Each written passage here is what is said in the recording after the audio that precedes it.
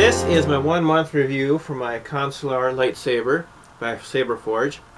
As you can see, I have actually added a few things. The tape here and this piece here I added to make it more unique, and it doesn't cut down on the functionality.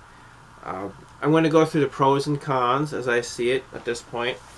I've had it for 1 month and 1 day as of today, and I really like it. The pros greatly outweigh the cons.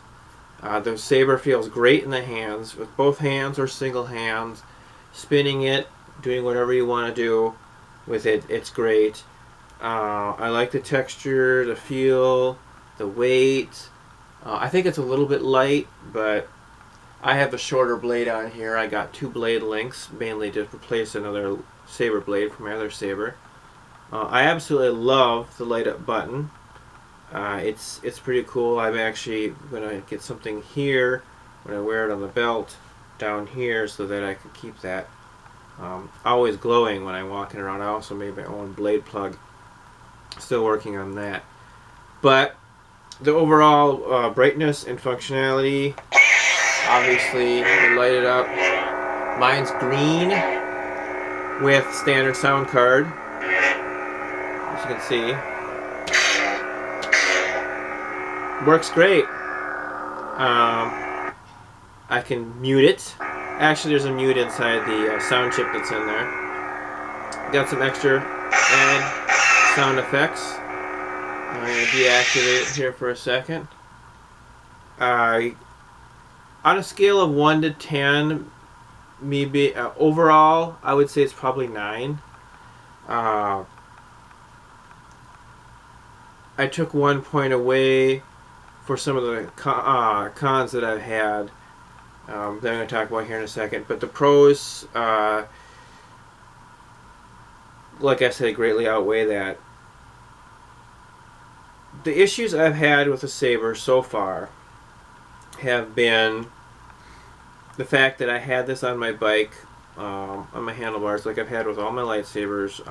Become kind of a professional with biking with my lightsaber. I actually had some scratches put in it, and I noticed the scratches are starting to show up more prevalent. In fact, I think I even see some smudges now too. So they're very prone to being scratched, smudged, and whatnot.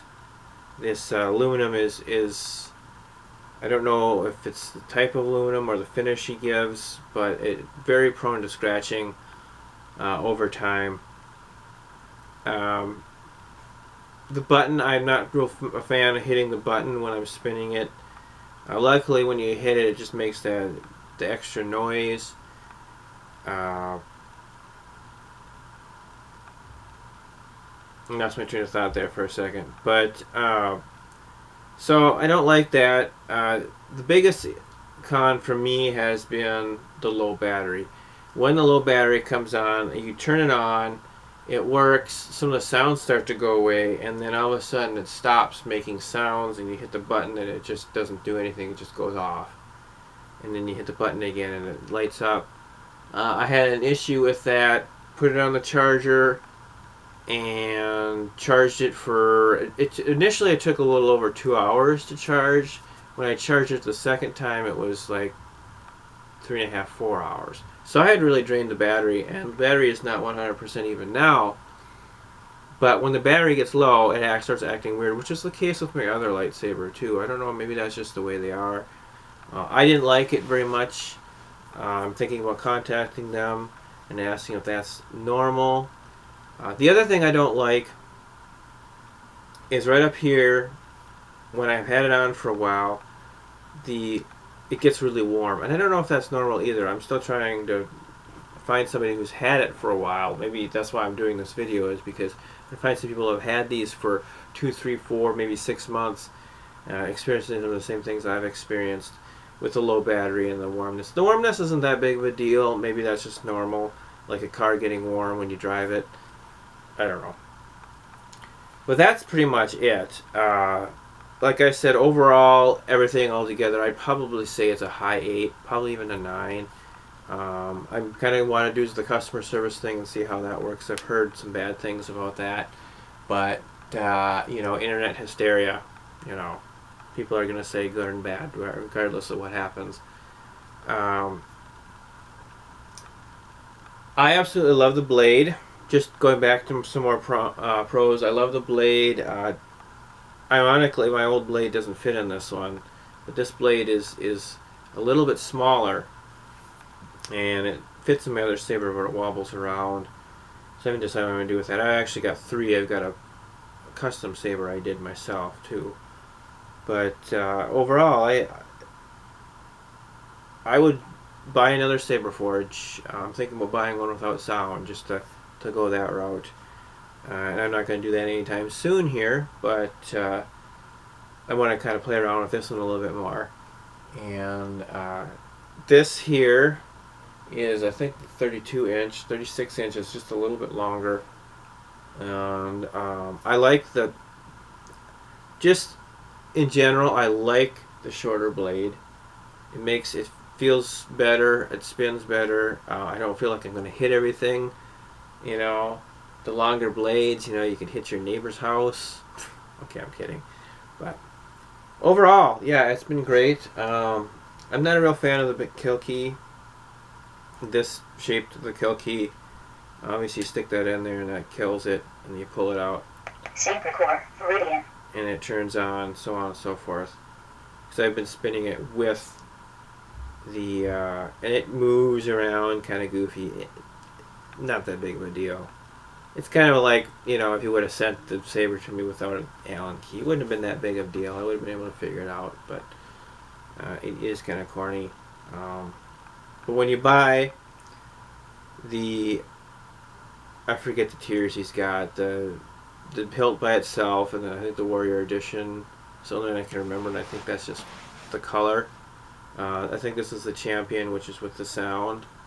So, not real cheap, but on the lower end, I guess. I mean, you can get these with 2 colors and multiple sounds and whatnot. So, but so far so good. Like I said, I really like it, and I wanted to do 1 month review on the saber. Maybe I'll do another 2 month or 6 month or whatever. Probably more likely a 3 month, just to give people a feel for what I think after 3 months of having the saber. Okay, everyone, this is, as you can see, you can barely see it. It's really overcast out, and it looks like it's gonna pour and rain, which is what they're saying today. But this is low battery mode. You can see it still lights up, but you're not seeing it as well. I'm trying to get it to, you can see this, all the sounds still work. I'm not getting the low battery thing. I was trying to drain the battery here, and it's been 2 months now, I think. We're pretty close to it at the time of this little video, but I wanted just to show how low, what the low battery looks like on this. You can see it's still glowing.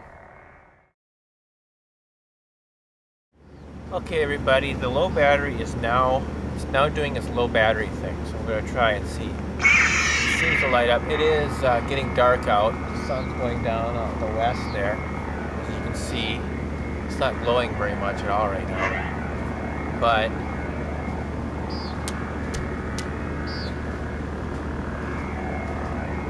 it seems to be working fine now.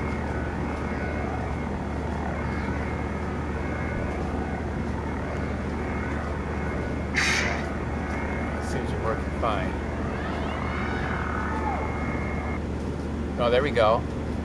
You see that? It just died. Not working at all now. So this is the low battery. Pushing the button and it's not doing anything. Okay, I'm back here again. Obviously, it's still not working. Once you stick the kill key back in, pull it back out again. It seems to work. I want to lose my kill key here. It works just fine. And then, you know, you swing it around a few times. There we go. It just died again. So that is a low battery. That's actually pretty bad. So I wanted to catch that on camera. What it's doing, obviously it's not working again. I had to pull the kill key out, put it in. You should wait a few seconds. Saberforge, Meridian. Saberforge, Meridian. See, it's acting really weird right now, so I'm gonna go ahead and put it in the charger.